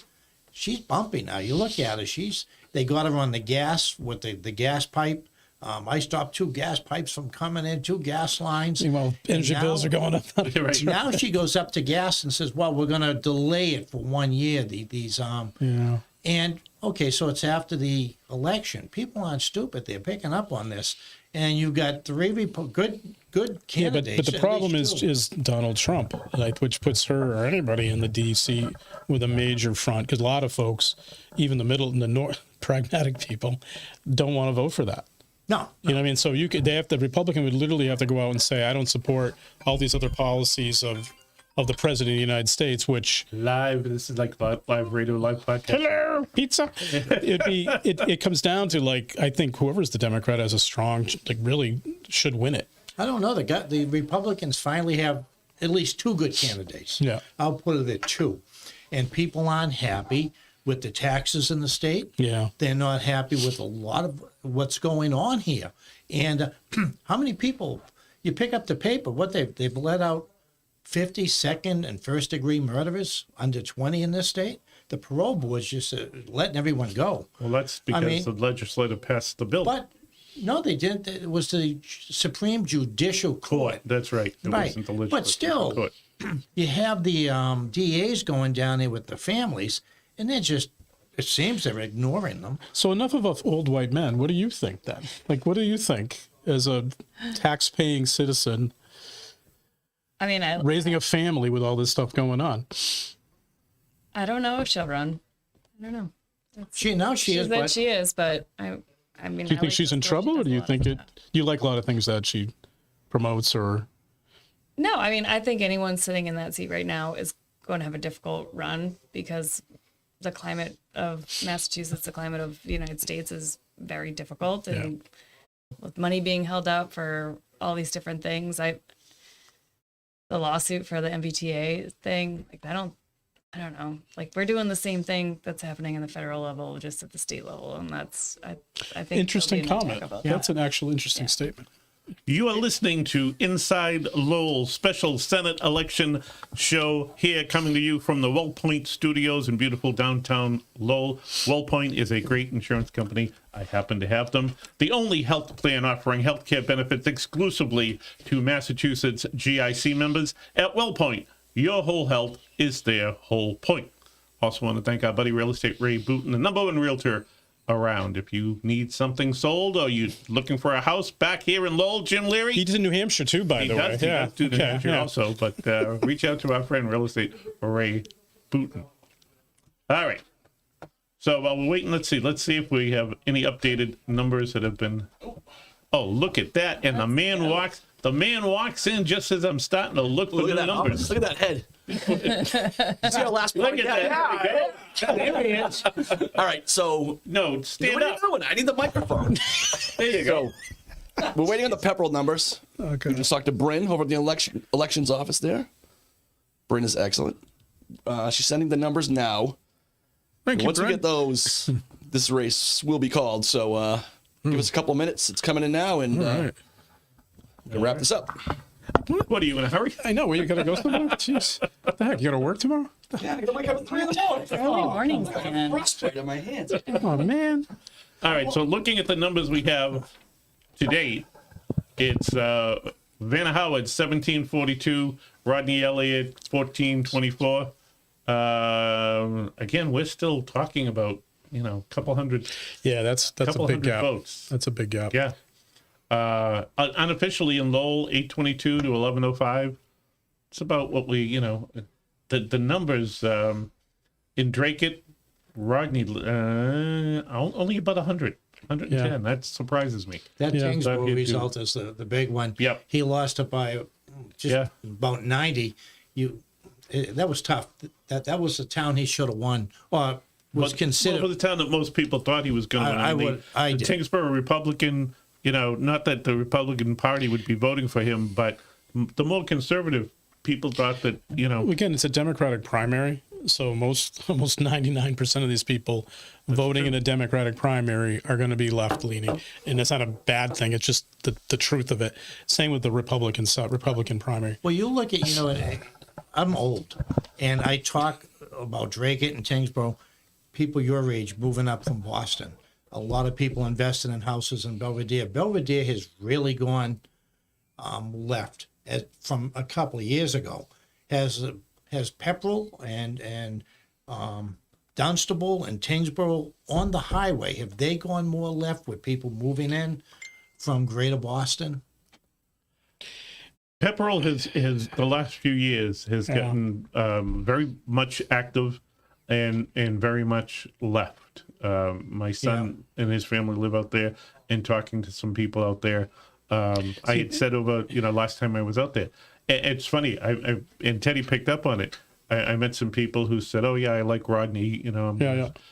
But when you meet people, "Oh, I love Vanna," Yeah. and Teddy jumped on that. He said, "Wait a minute, one like what?" I said, "Yeah, she has that personality. She's a likable person. She's a likable person, and the people who are active, which is the Democratic left people, they gravitate toward her. They're running nice. And they're all nice, right? To stipulate to that. People used to say that about Jim Leary. Yeah. Nobody said that about Jim Leary.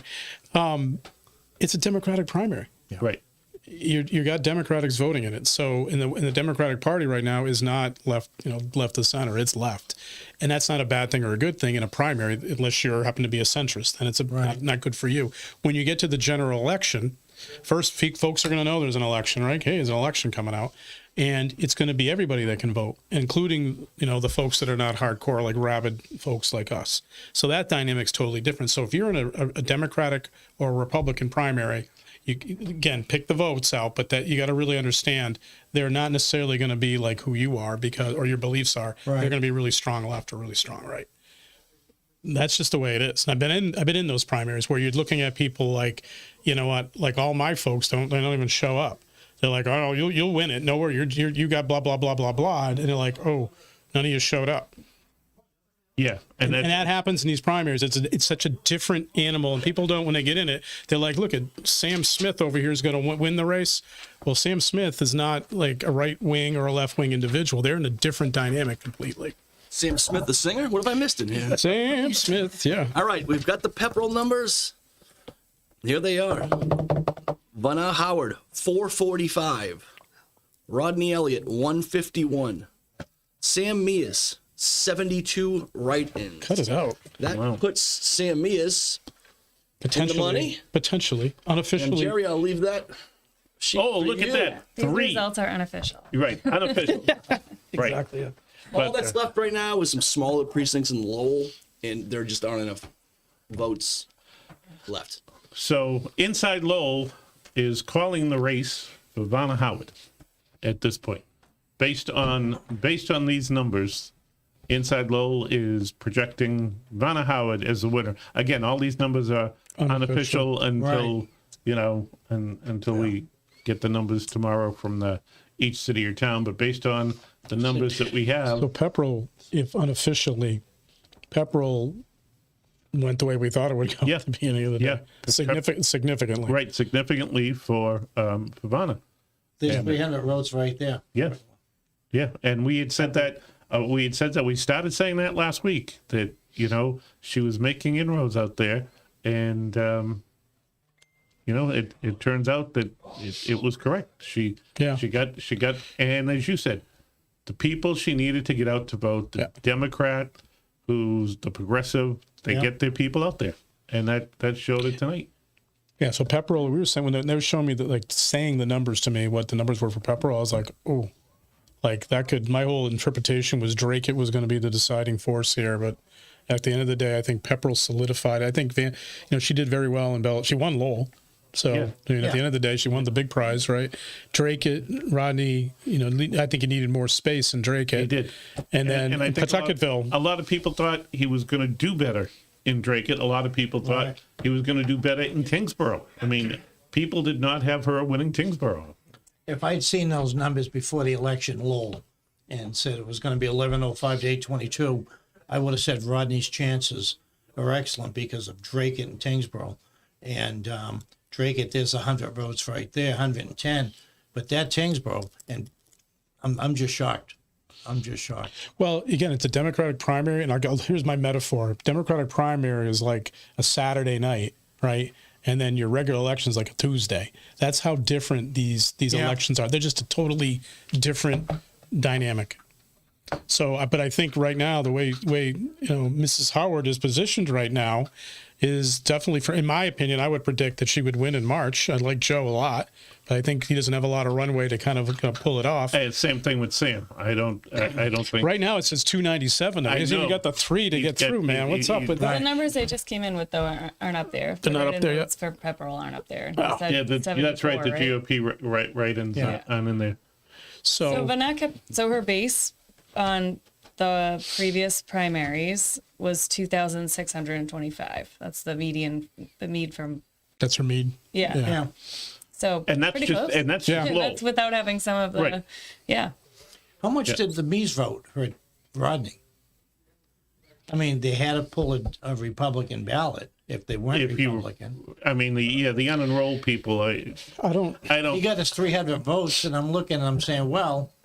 No, it still wasn't. It wasn't gonna. Yeah, no. I think the Republicans winning because they went in and probably. Well, we'll see, right? If he gets the numbers. There you go, 369. Yeah. So, my guess would be that the Republicans went in and pulled a Republican ballot. Right. Yeah. They weren't going to split it between Vanna or Rodney. Well, they can't anyway. But I mean, it's the independents. I guess that'd be interesting to see where they went. How do they go, Republican or Democrat? I don't know. But again, if you look at the numbers, she got. Oh, she wouldn't handle it. Congratulations, Vanna ran a great campaign. Yeah. She and her campaign people ran a great night. On to March. Well, that was one the of the other thing too, because these are unofficial, so we don't know if you're a Republican. You could only take a Republican ticket, right? So you had to write someone in. So we don't know that those are. Like, what if you were going in and you're a Republican and you didn't know that you couldn't vote? Like that there weren't going to be any names and you were going in to vote for Vanna or you were going in to vote for Rodney, like then those won't count. So we really don't know until. So you know. They could have wrote someone else's name in. Right? Yeah. True. Yeah, but I I think if you were a Republican and you were going in to vote, you pulled a Republican. You knew Sam was running. The Republicans get that message out there. It's a small group. Very tiny group of people. Small group of people. I think the unenrolled people are the ones. That'll be interesting. Which way did they pull when they walked in? And how many of them actually, there's more unenrolled than both parties combined. Yeah. So, and that usually goes for they pull the Democratic ticket. Without any statistical evidence, I'm going to say mostly Democrats showed up. Very few unenrolled showed up today. It'd be good to see the number. It'd be good when you take a look a week later to see. Because I think, again, just based on my hypothesis, that you're coming in hard for Democrat or Republican. Right. But I guess you'll know when you get into the data. I think you're right. And see it. So I think the biggest surprises of the night were Rodney showing in Pawtucketville, in Dracut, and in Tyngsborough. Yeah, Pawtucketville, I think you need. Yeah, Pawtucketville, big time. Yeah. Yep. And I mean, everyone had talked about him carrying Dracut. I mean, people thought that he was going to carry Dracut. He only won Dracut by 100 votes. Yep. And so that I can. Yeah, he won by a click of a button. People I talked to up in Dracut and in Tyngsborough thought Rodney would win Tyngsborough. He just was doing a lot of work out there, and his campaign was out there, and Yes, Erin, you look Sorry. contemplating. Did they differentiate the GOP write-ins? Like those are all 'cause you Amazing. can write in on a Democrat ballot too. Erin has amazing timing. We were just talking about Oh, this, thank you. and we got an update. Take 8-4, one of the daily school precincts. There were 6 GOP write-ins. Only 2 of them were for Sam Meas. Ah, okay. In Pepperell, which was there was 72 write-ins. 63 Oh, he may not were get for it. Sam Meas. He may Yeah. not get it. So right up the bat, 9-4. He's down 13 just from those 2 alone. Oh, he may not make He it. had a cushion, but that's our sample size. Right, yeah, That you know of, that people Yeah. told you the vote. Oh, wow. So Interesting. right. that You'll know could be tomorrow morning. Yeah, interesting. yeah. It is pretty wild. Yeah, Timing, Aaron. Yeah. very good timing. Like the of- first Yeah. time I said it, I didn't say what I meant, but yeah. Now, Interesting. but you were correct then, right? Not every write-in, necessarily went for Sam. So Those were big numbers, just the 2 small samples that he said. yeah, That's actually a lot. yeah. So, well, this is interesting, and what happens in March, I tend to agree with you, Jim. I think that this is gonna. I think, truthfully, I don't think the numbers in March, the turnout in March, is going to be much different from what we have right here. So, and think of it this way: at the end of the day, nobody really. If you took the large sampling of the population, they don't even know a race is going on. Today, Right. Exactly. Which is sad. At the end of the Exactly. day, it's very You might sad. not match these numbers because people might look at Joe and Sam and just say, no, I'm not interested. You'll get the Vanna will get her vote out, Yeah. but the rest of them. Well, as Erin has shown us now, Vanna is pretty steady getting her vote out. So So there's history yeah, of consistency. Even in a contested primary. So I thought this was interesting, and I didn't say this before. So there was someone who ran for a pirate party. oh And yeah, even that year, that's right. she still got 2,600. So I made If the dog runs, if this one runs, she's still getting 2,600. Yeah. That's right, too. That's funny. Even when the pirate ran, she got 2,600. Yeah, Mrs. 2,600. that's steady numbers though. Yeah. That's if you can get those numbers out. Yeah, it is what it is, right? It just I'll tell you, I talked to 2 of the people who really were involved in her campaign, and they were very confident. They were very confident last weekend when I talked to them. I'm sure they felt they did the work in Belvedere, but not the ones tell me, but I guess they figured they did the work in Pepperell and some of the other towns. We want to give a shout out, by the way, to our spotters who are out there calling in the numbers and the towns that have supplied us with the numbers. We really appreciate the effort by everyone getting us the numbers. Again, we're just coming up. It's just a little after 9 o'clock, and this is wrapping up early again. Thank the campaign workers who work at the polling places. Yeah. You're there all day, and not many people. and thank you for Rodney for running. And that's Right. you got to get out. You're taking away your time from your family in your job. And you have to run. and So- you have to turn around and both back of to them, work tomorrow. You're right. Vanna has to keep on running Right. for the March contest, and Rodney will be running for re-election. We think he'll be running for re-election for his state rep seat. So you're back to running, and it's that's tough. Mr. is Panos, tough. before we say goodbye, did you want to come in? I love doing live podcasts, being able to yell like this, It's like, hey, Ma, come on. Exactly. Exactly. Hey, I got to get to bed. I got to go to work. Leary and I have up past our Dude, bedtime. this is wicked late. Yeah. Did you guys talk about what this means for You weren't the listening? state rep race? A little bit, yeah. Yeah, I mean, we already mentioned there's already one candidate announced Yeah. for Yeah, so- Anthony Light. So it's Yeah, late. Anthony Late. I said it wrong. Thank It's you. Anthony Late.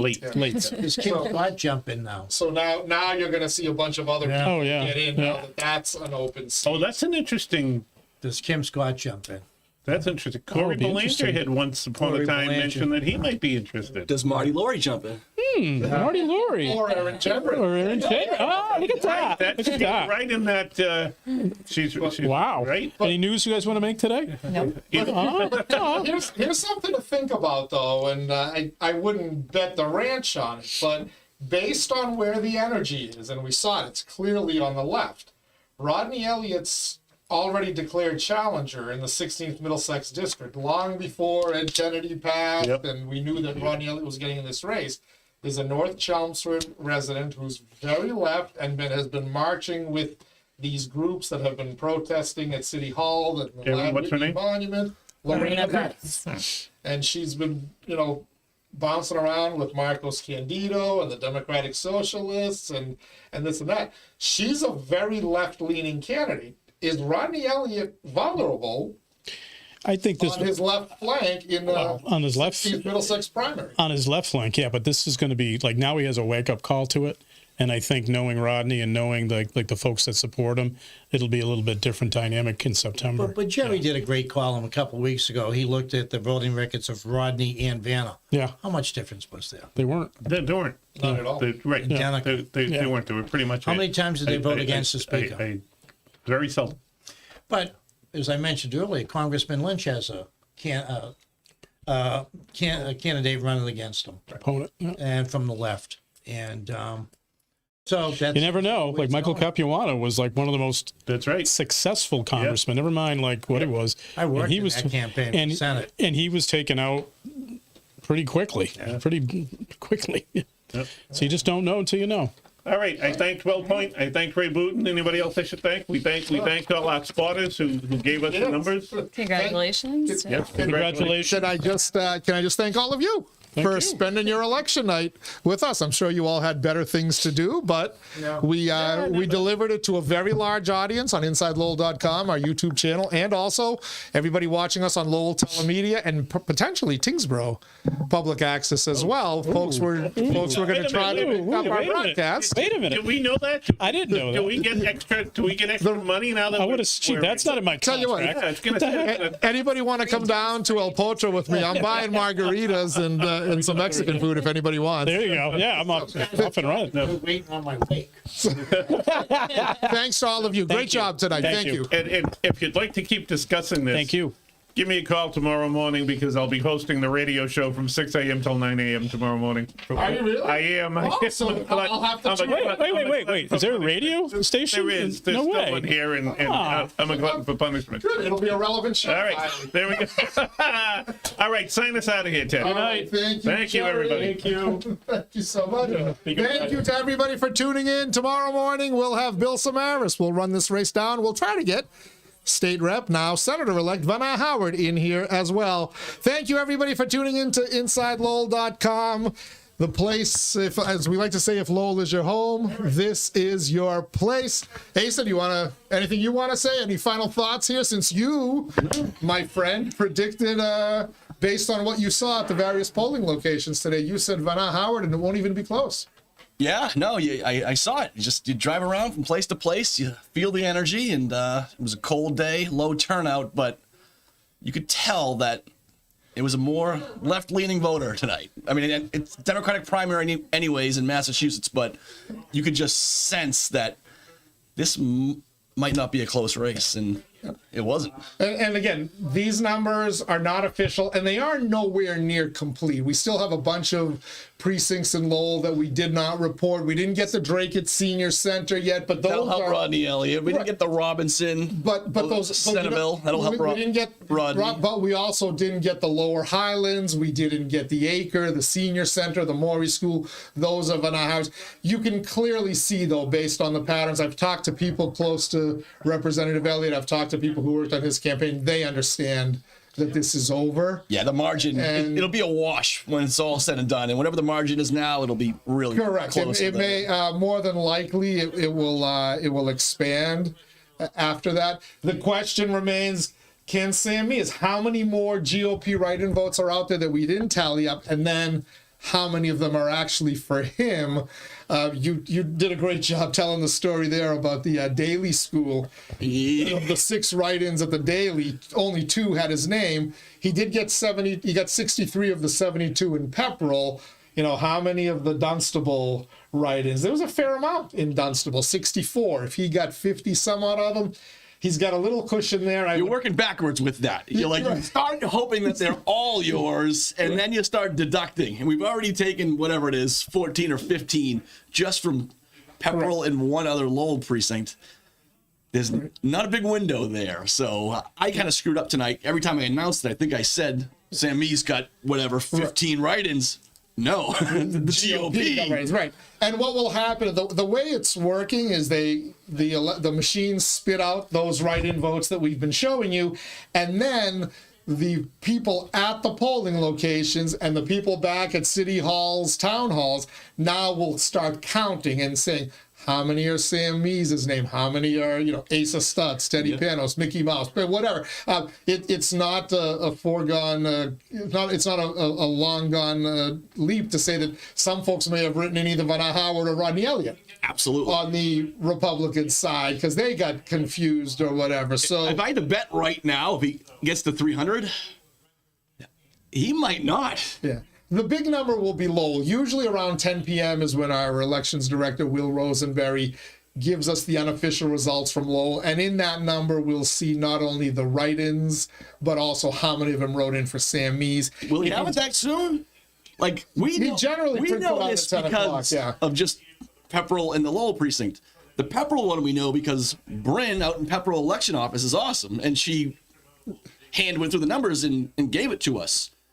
I don't know that every other town is doing that. I don't know. I was told that's how the procedure will be. You think Lowell will have that in an hour? They should be able to because they're going to count them at the polls, and it wasn't like there was that many of them. Yeah, good point. But actually, so we know. So we look at the Dunstable number, and we do know how many of those Sam Meas got. Oh no, those are the Pepperell numbers. I apologize. Yeah. Those are just in the Pepperell things. But you figure it's probably around the same percentage. So he's gonna be close, but he may not get to sleep too early tonight. No, yeah, that's a tough call. I mean, you got to work hard for a write-in. It's just an uphill climb, anyways.